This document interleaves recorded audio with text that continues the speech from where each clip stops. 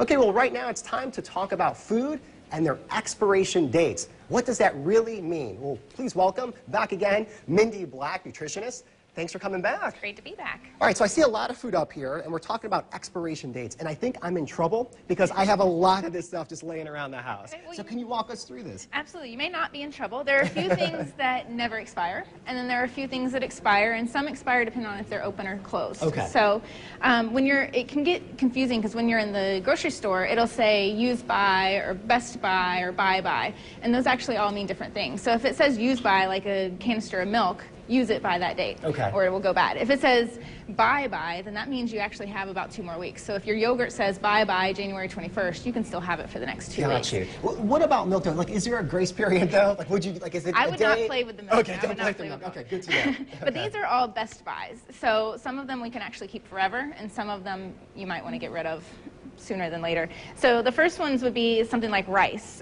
Rice has only one ingredient, and it has no moisture in it, no oils in it, so it won't grow bacteria or molds. So you could actually keep that in your pantry forever, and nothing's going to go wrong with it. And we do. Absolutely. Right. And along those similar lines, most people realize that just regular sugar or brown sugar or salt are kind of the same way. You can keep those in your pantry forever. However, a lot of people don't realize that honey and 100% pure maple syrup can also be stored forever. They won't grow mold. Wow. So you can keep those in your refrigerator or somewhere at least cool and dark, then you'll be safe.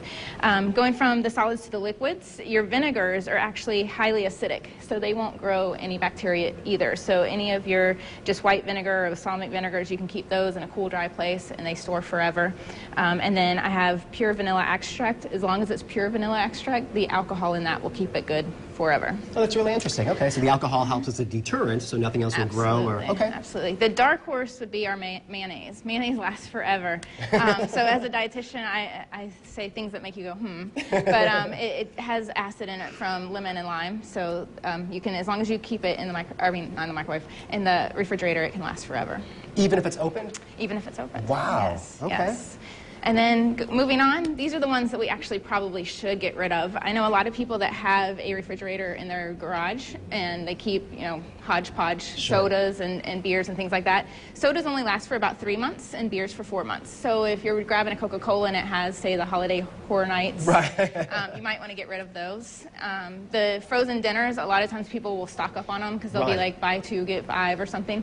They only last for about a year. So if you have a freezer full of frozen dinners, then we might need to start discarding of some of them. And what happens though if you were to eat one of these that are over? Would you just get like food poisoning? Would it just not sit well in your stomach? Usually not. No, with the frozen ones, actually, it just won't taste very good. Okay. So usually the color may change and the texture may change, but you're not going to get sick off of it. Okay. Absolutely. And then the saddest one, the Hershey bars. Chocolate in general, I usually, as a dietitian, tell clients if they do have a sweet tooth, keep a little bit of chocolate in your freezer so that you can have it every once in a while and it's out of sight. However, it only lasts for about a year. So if you're keeping your chocolate from last Easter, it might be time to throw it out. And then moving on, the last ones are things that do expire, but at different times. So ketchup and mustard, actually, you can keep them for a relatively long time, but once you open them, they're only good for about a year. So if you only use them every 4th of July, get a really small canister of it. What about, too, like if they're out in the elements? Let's say it's hot outside, you have them open. Is it good to use them again, or should you just get rid of them and purge? I would personally get rid of them, absolutely. Okay. Your nuts, they're great for a year to 2 years if they're in a solid container that's not open. Once you open them, they're only good for 1 or 2 weeks. Okay. So that's another one that you might want to look into getting smaller containers if you open them and only eat them every once in a while. Salad dressings, they're good for a year unopened and then 9 months afterwards. And this is where we get into the, it's in the side of my refrigerator and it's been there forever. Your salad dressings, if they are open, they're only good for about 9 months. And your soy sauce and your olives are good unopened for 3 years, but once you open them, only 3 months. Wow. And soy sauce about the same, 2 years, and then only 3 months after they are open. For the most part, things are pretty forgiving. Yes. If you will, yes. All right, well, for more information, mindyblack.com, correct? mindyblack.com, On things like this, but also, too, for nutrition as well. Absolutely. All right, well, we'll have more after this. Coming up on River City.